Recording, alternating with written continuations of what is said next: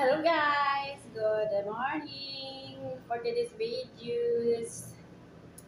Guys, ang dami kong taba ng sheeps dito sa karne nila dito ay sheep po ang tawag sa ilang karne dito. So, ang daming taba guys, isang pirasong sheep yung in-order ng amo ko, binili nila. So, ginawa ko na, plastic ko na kasi sa labas, ginawa na nila yung hiniwa-hiwa na. Sa pagdating sa bahay, tinatanggal ko na lang yung taba kasi marami siyang taba tumidikit sa laman guys. Ito yung taba guys, so, sa isang pirasong karot. Shift. Yan. Ang dami guys. Tingnan mo kayo, biruin mo yung palanggana guys, so laki. Ha? Puno yan. Yeah, so yan po lahat ang taba ng isang pirasong karot. So guys, ang gagawin natin dito ay gawin natin siyang mantika para matanggal yung taba niya. So ang ma-save lang natin doon ay yung mantika niya lang mismo para malinis siya pag gawin natin siyang panggisa ng gulay. Actually, ito ipaitapon na ito, hindi na natin siya isali sa panggisa ng gulay or karni or para ihalo sa kanin. So guys, mantika lang ang kukunin natin dito. So let's go guys, gagawin ko, nahiwain ko muna siya ng pino-pino. So una kong gagawin guys, pino-pinuhin ko lang to, hiwain ko siya ng maliliit. Yan. So ito na po guys, ang ating taba ng karot. Nahiwa ko na siya cubes maliliit. So ngayon guys, atin na siyang isasalang sa apoy. Fix ko muna sa inyo kung paano ko siya hiniwa na maliliit. Ganito ko siya hiniwa guys, oh. Cubes lang siya. Cubes na maliliit para para masipsip talaga yung kanyang mantika. Oh. So kahit po puno yan, mamaya po babagsak yan dahil magiging mantika siya, yung taba niya matutunaw. So malaki yung kaldero ko. So ngayon ilagay ko na siya sa apoy ng mahinang apoy lang.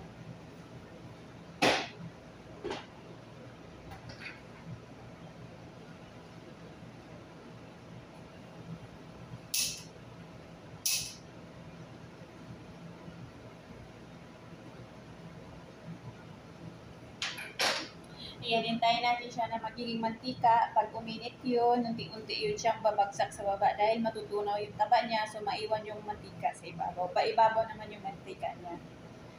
So, ayan na guys, ang ating ginawang mantika na taba ng karot. So ngayon guys, kasi natunaw na yung ang taba, so naging mantika na yung ating taba. So tanggalin natin yung mantika, ilagay natin siya sa bote.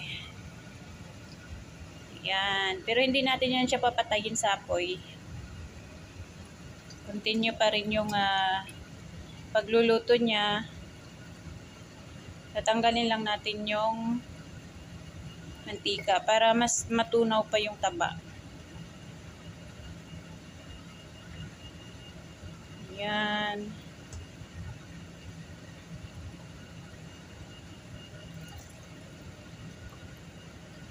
Yan guys, tingnan nyo guys, mahina lang ang apoy dapat para hindi siya mangitim. Dapat kulay puti yung ating mantika.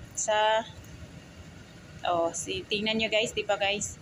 Ang puti ng mantika ko, hindi siya kulay brown. Kasi dapat kapag magluto kayo ng ganitong mantika, mahinang apoy lang siya. Huwag nyo po lakasan. Tsaka haluin nyo po yung sa ilalim para mapaibabaw.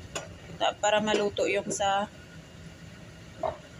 gitna at saka yung sa ibabaw. So continue lang natin guys, bawasan pa natin yung mantika dahil marami pa. At hayaan nating maluto hayaan pa natin na matunaw yung taba. Huwag natin siyang tanggalin sa apoy hanggat di siya magkulay golden yellow ang taba niya. So mantika lang yung kakanin natin dito. So tingnan nyo guys, di po guys, ang ganda kaya nito guys, panggisa sa mga kahit ano-anong mga lulutuin nyo, pwede po ito panggisa. Ako ito yung ginagamit ko panggisa guys sa aming kung ano yung mga niluluto ko dito. Ito yung ginagamit ko. Ilagay nyo lang po siya sa ref para hindi po masira. Palamigin nyo muna siya bago nyo siya ilagay sa ref. Tingnan nyo guys, nakailang bote na ako. Ayan, tapos marami pa siya oh. Yan. Sayang siya itapon. Dapat gawa ng paraan. Kasi dati guys, tinatapon lang nila. Nung dumating ako, tinanong ako ng amo ko kung ano dapat gawin dito sa taba na to. Sabi ko, alam mo maganda yan gawin ng taba. Gawing mantika. Kaya sabi nila, oh, sige gawin mo. Tapos nung ginawa ko yan, nabilib sila. Kaya yan, tuwing bumibili sila ng ng karop, ito, ginagawa ko mantika yung taba ng karop. Tapos, hinuhugasan ko siya, tapos saka ko siya hiwain na cubes maliliit lang para matunaw yung taba niya, yung mantika niya talaga sa loob ng taba. So nakatatlong bote na ako guys, tingnan nyo guys, di ba?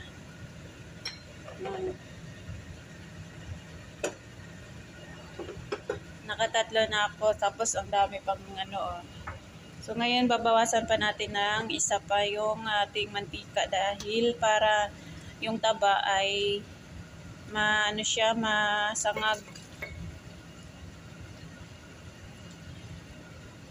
Yan guys, dapat ganyan kayo gumawa ng mantika guys, puti lang siya, huwag masunog yung taba. Kasi pag masunog yung taba, magkulay golden brown na yung natin, mantika.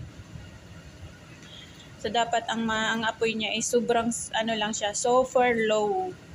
Super low lang po talaga ang apoy niya para hindi masunog ang taba. Tingnan nyo guys, mas malinaw pa to sa mantika na binibili nyo sa supermarket.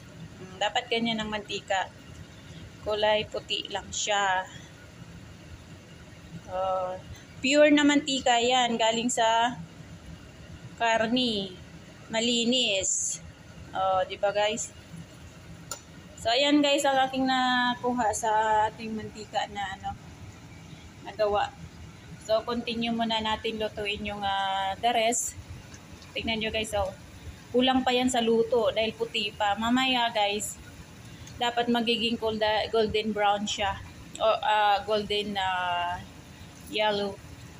Para mas matanggal pa talaga yung mantika niya, mailabas ng taba ang mantika. Dapat magiging crispy yung taba niya. So, yan guys, i-continue muna natin lutuin yan.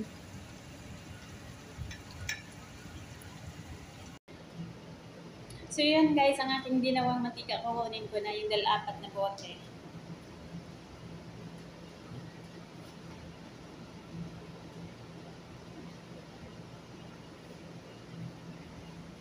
Yan guys, dahil mainit siya, kaya nawakan ko siya ng gloves.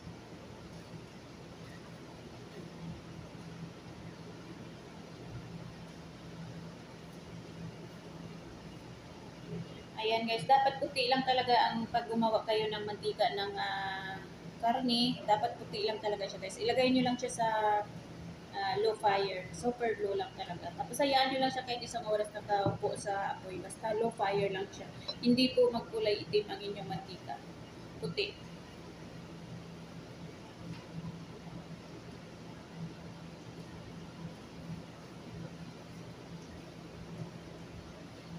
Palalamigin lang po natin siya dito para pagka lumamig na, saka po natin siya ilagay sa ref. Kahit ilang buwan po ma-stock ito or kahit hanggang kailan nyo pwede ubusin, wala pong problema, hindi po yan masisira. Luto na po siya, mantika po siya, hindi po siya masisira. Basta ilagay nyo lang po siya sa loob ng ref or freezer.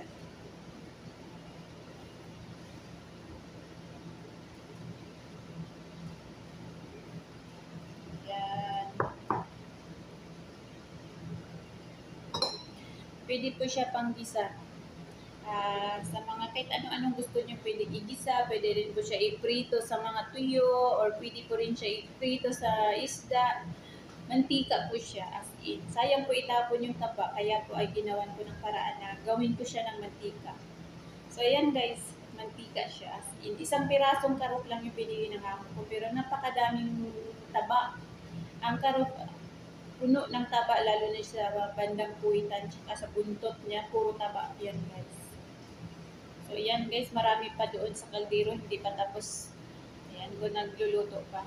Gusto ko yung taba niya maging golden brown para yung mantika niya mailabas niya talaga sa loob ng taba. So mahinang apoy lang talaga para hindi iitim yung mantika. Yan. Hintayin lang natin guys maluto yung iba. Tingnan natin kung ilang bote ang magawa sa isang kalderong malaki. Yan.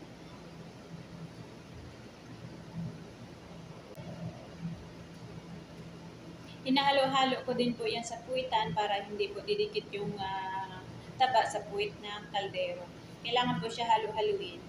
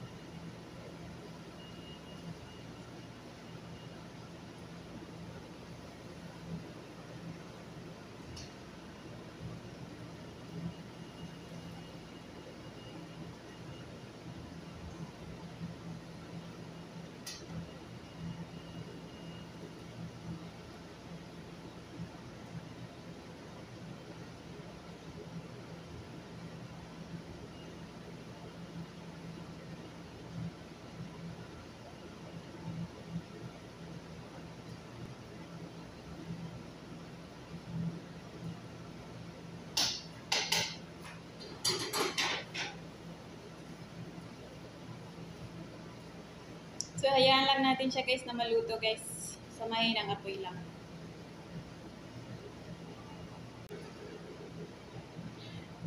So guys, ating pagbabawasan ng ating mantika na niluto sa apoy kasi dumami na naman siya.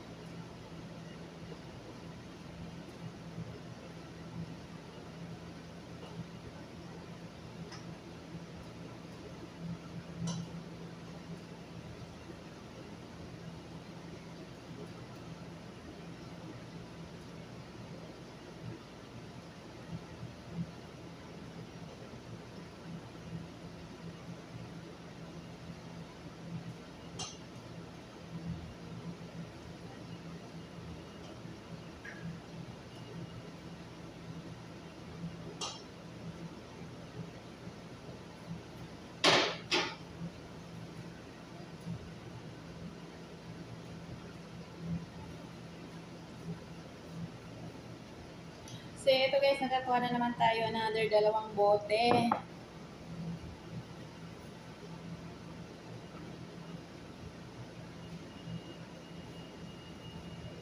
Ayan, 6 na bote na lahat yung nagawa ko guys.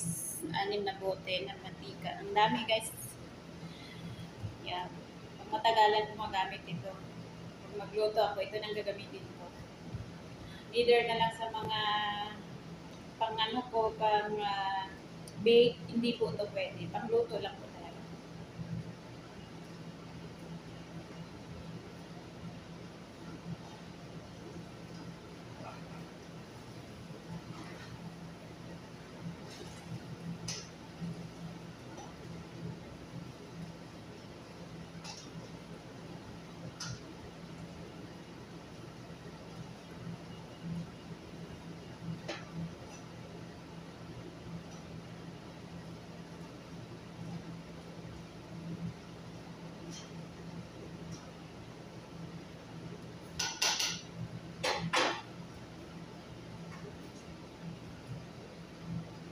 So, hayaan lang natin siya guys na lumabas pa yung mantika sa taba.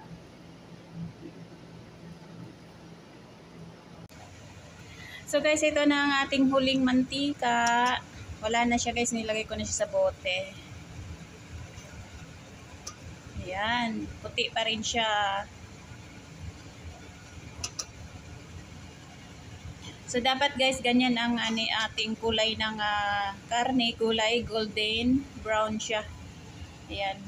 Tapos tingnan nyo guys, pinong-pino na siya. Kasi lahat ng mantika niya, inilabas na niya. So ang natira guys, yung sapal na lang ng mantika.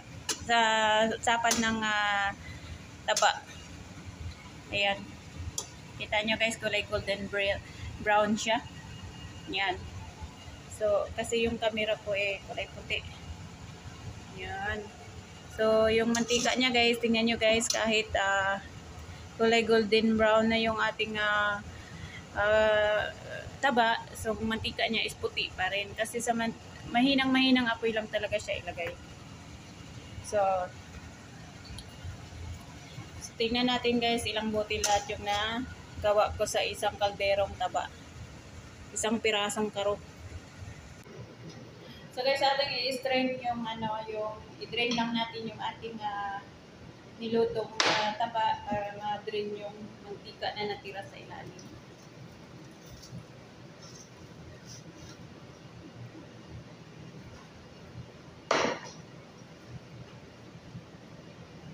Yan siya guys. So dapat guys, ganyan talaga yung kulay niya. Tapos yung taba niya, pinong-pino siya, walang tira. Wala siyang natira sa kasi nasipsip niya talaga. Nasipsip talaga ang laman ng mantika dito sa taba. Ayun, dapat ganyan guys. Ano siya? Liliit yung taba, tapos yung mantika lalabas. Yan lang siya guys. Tapos yung nagawa ko guys, ilang bote lahat. Ito lahat guys.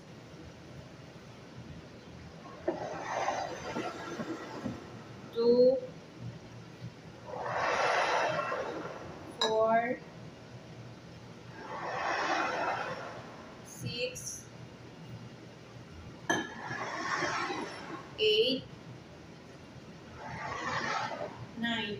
9 na bottle ang aking nagawa lahat ng mantika guys. Sa isang pirasong karuf. Flex ko lang. So ayan po lahat ang aking nagawang mantika sa isang pirasong karuf. Siyam na bottle guys. Tingnan nyo guys. 2, 4, 6, 8, 9. So yan po lahat. So ang laki niyan guys is malaki talaga yan siya. Yan. Malaki yan. Tingnan ko yung anong size ng bote na pinaglagyan ko. Ito po ang size ng bote na pinaglagyan ko guys. Kalahating kilo siya. 500 grams. Ayan. Malaki po siya. Then flex ko lang po yung taba kung paano siya natunaw guys. Ayan guys. At tunaw na tunaw siya guys. Oh. Pwede rin siya po igisa isama sa mga gulay. Kaso ako ayaw ko may may phobia ako sa taba ng kinakain. Mantika lang pwede. panggisa. Yan guys, so ang sarap ng taba guys. So, pero walang kakain nito, itatapon ko lang. So, yan po ang aking yan ang pigaan ng mantika, yung taba niya. Ang sarap guys, paso ayaw ko kumain yan dahil takot ako. At ito pa yung pinagpigaan niyang mantika sa ilalim. Ayan, pinakalas na. Puti pa rin siya, di ba? Puti. Dapat puti talaga guys. O, tingnan nyo guys, pinakahuling mantika na yan. Yan, pinagsalaan ko na ng mataba. O, di ba? So guys, hanggang dito lang ang aking video. Thank you for watching for this video.